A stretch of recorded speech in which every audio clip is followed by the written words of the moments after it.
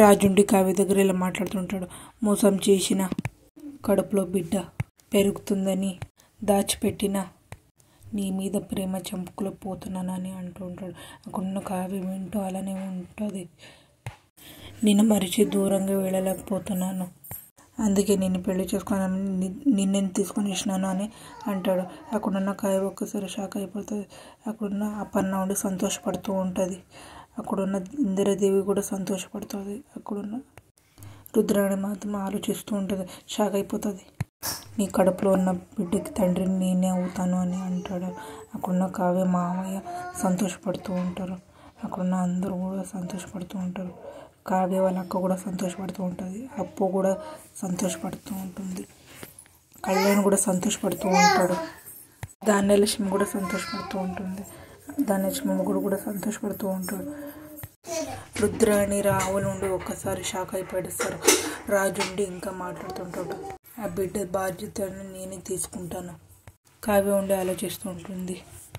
రుద్రాణి నుండి రాహుల్ దగ్గర వీడేంట్రా ఇంత పెద్ద షాక్ ఇచ్చేసినాడు, నిజం తెలిసి వదిలేసి వెళ్ళిపోతాడు అనుకుంటే పెళ్లి చేసుకుంటానని అంటాడేంటి.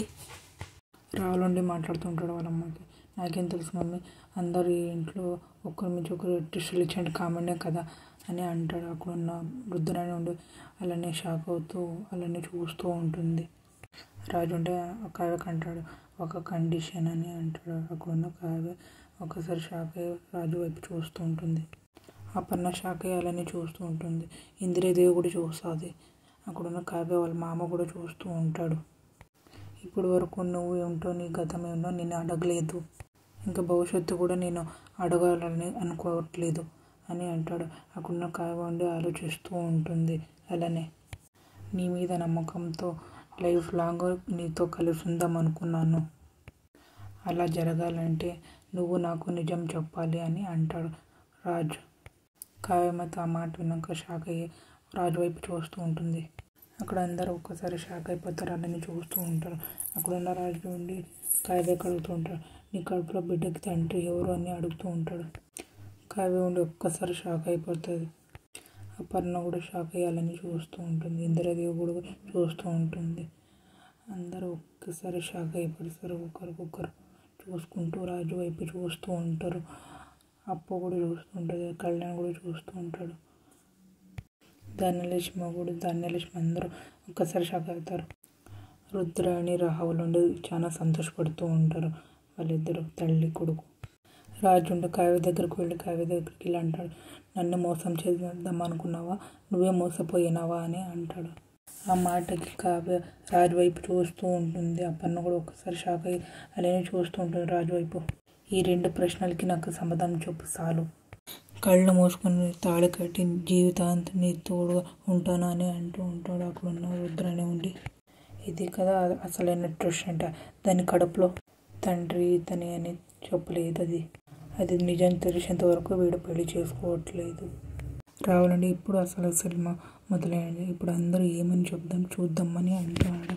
రావులు వాళ్ళ మమ్మీకి తలకాయ అల్లాడిస్తూ ఉంటుంది. రుద్రాణి కాయ ఉండి ఆలోచిస్తూ ఉంటుంది, బాధపడుతూ ఉంటుంది. అప్పటి నుండి రాజు చెంప మీద కొట్టి తిను నీకు తాళి కట్టిన భార్య అని అంటాయి. అక్కడున్న కావ్య మాత్రం ఒక్కసారి షాక్ అయిపోతుంది, నిజం చెప్తూనే ఉంది కదా అని. అక్కడున్న రాజు నుండి ఒక్కసారి షాక్ అయిపోతుంది ఆ మాట విని. ఆమె నుండి ఒక్కసారి షాక్ అయిపోతుంది ఆ మాట విన్నాక. అప్పటి నుండి నువ్వు నా కొడుకు లాంటి కాదురా, నువ్వు నా కన్న పేగు తెంచి పుట్టిన కొడుకు అని అంటుంది. అక్కడున్న రాజు ఒక్కసారి షాక్ అయిపోతాడు. ఈ కుటుంబం నీది, నువ్వు ఇక్కడే పెరిగి వీళ్ళందరూ నీ మనుషులు. కావ్య మాత్రం టెన్షన్ పడుతూ అలానే రాజు వైపు చూస్తూ ఉంటుంది. రాజు మాత్రం అందరి వైపు చూస్తూ ఉంటాడు. అక్కడున్న అపర్ణ ఉండి కావ్య నెల తప్పడం కారణం నువ్వు అని అంటూ ఉంటుంది. అక్కడ రాజు ఉండి అలానే చూస్తూ ఉంటాడు కావ్య వైపు. కావ్య మాత్రం రాజు వైపు అలానే చూస్తూ ఉంటుంది. ఆమె నుండి ఒక్కసారి షాక్ అయ్యి అలానే చూస్తూ ఉంటుంది. తన కడుపులో పెరుగుతున్న బిడ్డ తండ్రి మాత్రం నువ్వే అని అంటూ ఉంటుంది.